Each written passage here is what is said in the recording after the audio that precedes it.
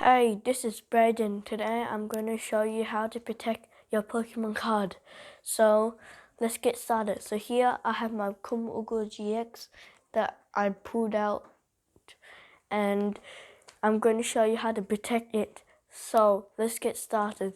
So here I got a sleeve and I could put it in here. You can get it from an Elite Trainer box or a deck box. Or if you think that's not enough, you could put it in your Pokemon binder.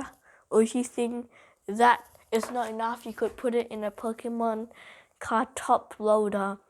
If you think that's not enough as well, you could put it in a special Pokemon card binder. And that's all for today's video, and see you all next time. Also, please like and subscribe to my channel.